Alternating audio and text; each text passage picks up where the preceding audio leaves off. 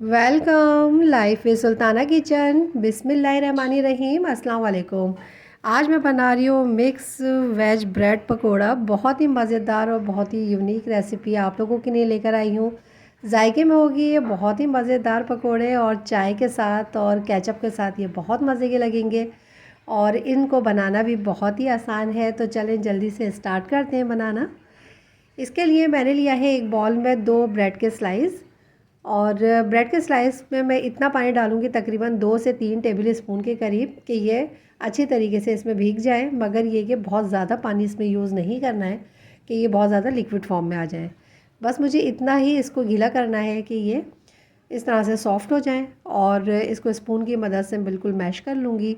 Mash करने के बाद इसके अंदर मैं डाल रही हूँ हाफ़, मैंने बंद गोभी ली थी उसको कद्दूकश कर लिया है। एक बड़ी गाजर ली है, उसको कद्दूकश कर लिया है।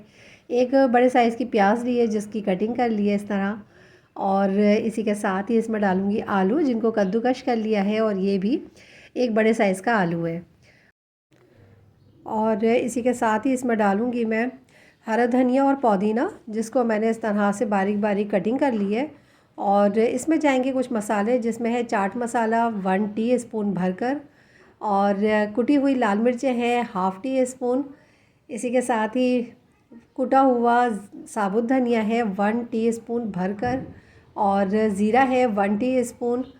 और इसको भी मैंने भून के पीस लिया था। और मीठा सोडा है 2 चुटकियों के करीब। 1 टेबल स्पून मैं डाल रही हूँ इसमें नमक, आप हस्ब ज़ायक़ा डालिएगा। 1 टीस्पून ही लाल पिसी हुई मिर्चें, और 1 टीस्पून ही मैं इसके अंदर डाल रही हूँ हरी मिर्चें। ये 2 हरी मिर्चें थी, और इसको मैंने बारीक बारीक कटिंग कर लिया था। अब मैं इन सारी ही सब्जियों को मिक्स कर दूंगी, और इसके अंदर डालूंगी 2 कप बेसन। और बेसन के बाद इसमें मैं डाल रही हूँ थोड़ा सा कॉर्नफ्लोर, इसको बहुत ज़्यादा अच्छे से क्रिस्पी करने के लिए। बेसन कम या ज़्यादा आप अपने हिसाब से देख लीजिएगा कि बहुत ज़्यादा लूज़ नहीं होना चाहिए ये बैटर। और 3 टेबल स्पून मैंने लिया है कॉर्नफ्लोर। और इसको अब मैं करूँगी मिक्स, और इसके अंदर पानी का यूज़ बिल्कुल भी नहीं करूँगी, क्योंकि इसके अंदर आलू और प्याज और तमाम सब्जियां ही अपना पानी छोड़ेंगी।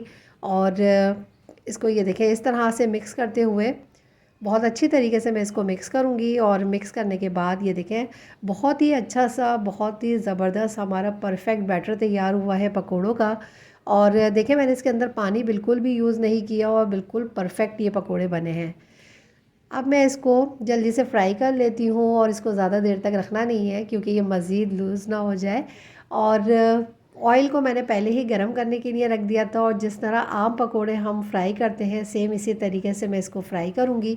और बहुत ही अच्छा सा खूबसूरत कलर आने तक इसको फ्राई करूँगी। बहुत हाई फ्लेम पे इसको फ्राई नहीं करना है, वरना ये अंदर से कच्चे रह जाएंगे। मीडियम फ्लेम पे मैं इसको फ्राई करूँगी। और डालते वक्त मैंने ऑयल बहुत अच्छे से गर्म किया हुआ था। और ये देखें बहुत ही खूबसूरत और बहुत ही ज़बरदस्त इसके ऊपर इस तरह से कलर आ रहा है। मज़ीद मैं इसको फ्राई करूँगी, और जब इस तरह से कलर आ जाएगा तो मैं इसको करूँगी डिश आउट।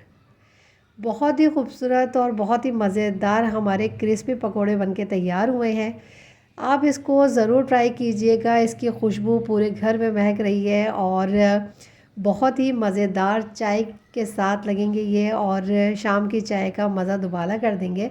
इसको आप ज़रूर ट्राई कीजिएगा, और झटपट से ये बनके तैयार हो जाएंगे। अपना बहुत सा ख्याल रखिएगा, दुआओं में आमिर को, मुझे और मेरे मुल्क पाकिस्तान को याद रखिएगा।